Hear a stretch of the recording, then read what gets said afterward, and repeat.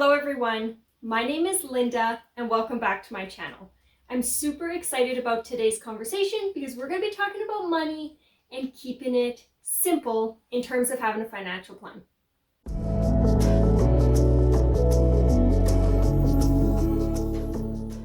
So let's step back a moment. What qualifies me to talk to you about finance? I have owned and operated my financial brokerage for over 7 years now.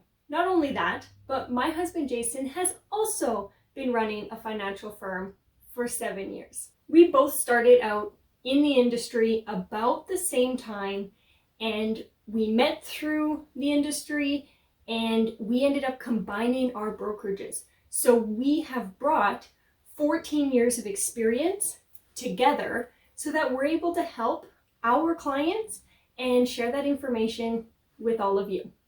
So as a financial brokerage, my role holds many different parts. One of the biggest ones being that I sit down with families and I focus around education. I believe that it is important for families to understand how money works, what options are available to them, and put it in a way that is simple to understand and move forward with. So today, I'm going to talk about the basics of family financial planning. There are a lot of great benefits to having a strong financial strategy in place for yourself and or your family. The biggest one is just feeling a lot more confident and comfortable with what you have in place. It'll give you the tools that you need to handle any obstacle that might come your way so that you're better able to manage it quickly and get back on track.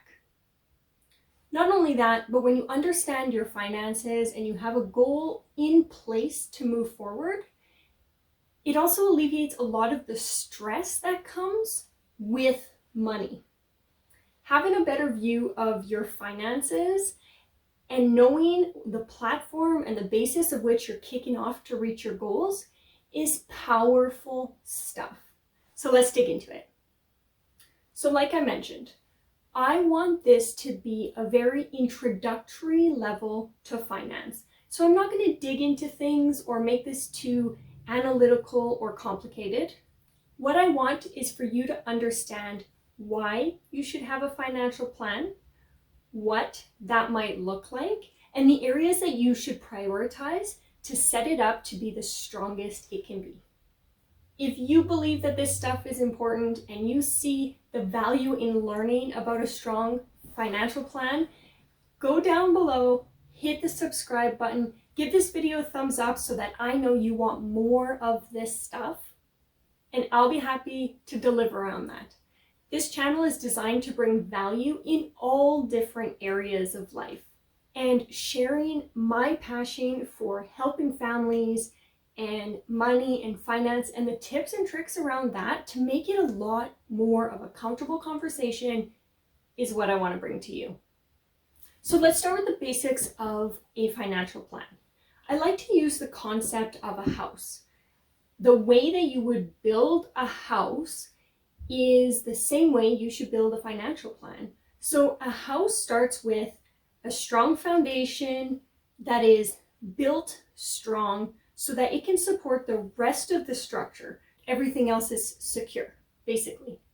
If we were to build a house on sand, so no strong foundation, we would leave our house to be quite vulnerable. So a financial plan is built much the same way. A financial plan has a strong foundation, and then it's got all of the glorious, luxurious stuff up top. So let's start by talking about the foundation of a house. So starting with the foundation of a financial plan, the two greatest assets that reside within your house is first, the ability to bring in an income, and secondly, the ability to keep this machine called your house and your life running smoothly. We see this very often, either two spouses who are going out into the work field, they're both earning an income, and then together they manage all of the household stuff. We see it with one spouse out in the field working and another staying at home caring for the house. Maybe there are children involved with that. Or the ultimate is the solo person, the person who not only goes out and earns a living, but they also have to take care of everything relating to the house. So, special shout out to all the single parents out there. They're the true MVPs. So losing the ability to either bring in an income or fulfill the duties that keep the machine going can really cause a huge earthquake in your financial plan. So a strong financial foundation is going to involve protecting these two very vital assets. We can do this through a few different avenues. First is life insurance. Life insurance is designed to protect those that you leave behind should you pass away. I picture this idea where if I were to pass away, down the road when my children are older, they would be able to receive a gift from mom on their wedding day, receive an amazing down payment on their first home, wipe all of their student loan debts. It's stuff like this that is made available by having life insurance in place for the people that we love. So that is the first way. The second way is critical illness. Critical illness is designed to pay out a one-time lump sum for you to do with as you please in the event that you were to get really sick with a critical illness. These are things like cancer, heart attack, stroke, and a list of a bunch of others that are just so prominent in our health system today.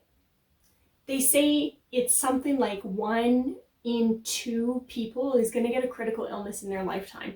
So having cash in hand when something like this happens means that you can maintain your independence and still take care of the things that are important as you take care of yourself and recover. And then the other one is disability.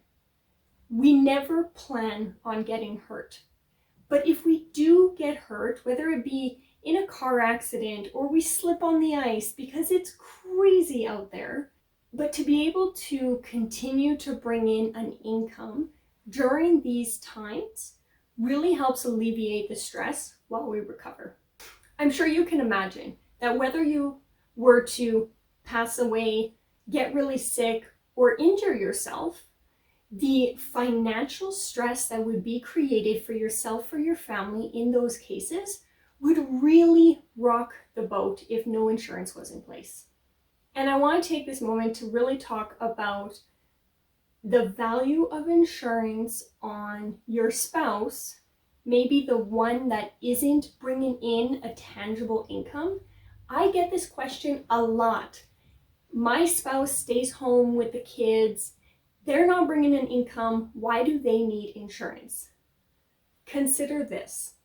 If the person who stays at home to take care of the house or to take care of the kids is no longer able to fill that role, it now leaves the remaining spouse to need to consider options like daycare, a home care person, someone to cook the meals, someone to do the housekeeping. Whatever it may be, that role needs to be filled somewhere. Whether you're sourcing it externally or you're then taking the burden on yourself to double up and do that role. For some people, it often includes having to take time off work or entirely change their career if it isn't conducive to them being home to take on both roles. So something really strong to consider when we're looking at insurance to make sure that all those who contribute to the household are insured in the event of a loss. On that note, let's start to reference some of the house that sits above the ground, on top of that strong foundation. The home that sits on the foundation includes a lot more of the luxurious things when we think of finance. It's things like a savings account or an investment account. It's retirement planning. It's home ownership. It's family vacations, it's recreational activities and participating in hobbies. It's having a good vehicle or a second vehicle or being able to upgrade your vehicle. And it's having good credit. All of these things can be seriously impacted if insurance and a strong foundation is not set in place right off the bat. It wouldn't take long to blow through even a healthy savings account if you needed to take 6 months off work because you were sick and couldn't bring in that income. Once a strong foundation is set in place, it is then important to start looking at building for your short-term goals and also your long-term vision. Retirement is something that we all strive for. And so often we think that retirement is an age. It's 65 years old and I just retire. But consider this. If you were to win the lottery of several $million tomorrow, would you really need to go to work?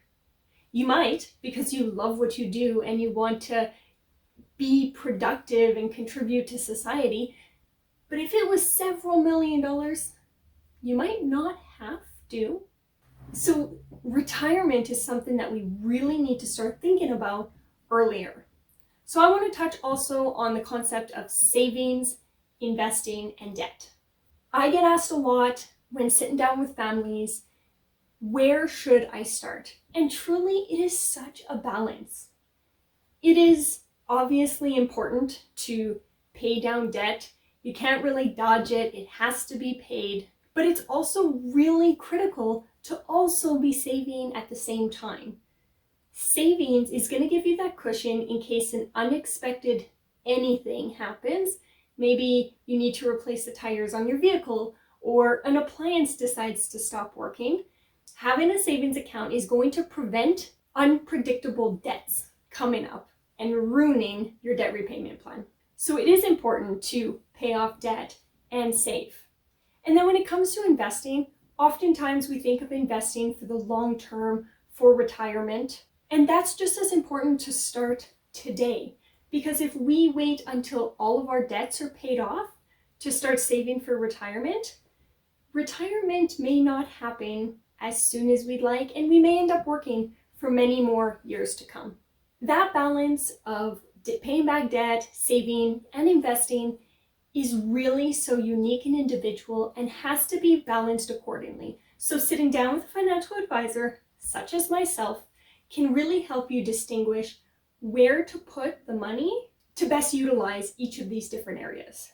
And lastly, something I am so passionate about is a budget. Let's call it a wealth distribution plan. The word budget just scares people, but really, a budget is designed to set you up with a really clear idea of where you currently sit so that you can allocate or see where you've been allocated the money that's coming in to best in line with your future goals and dreams.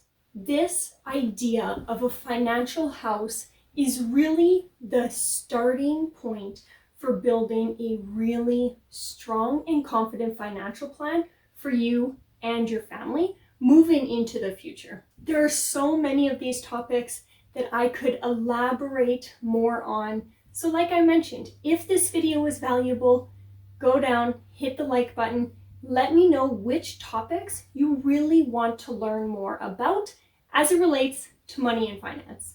I really hope that you guys enjoyed this video. I hope that I was able to bring some base knowledge to help you get started on a strong financial plan.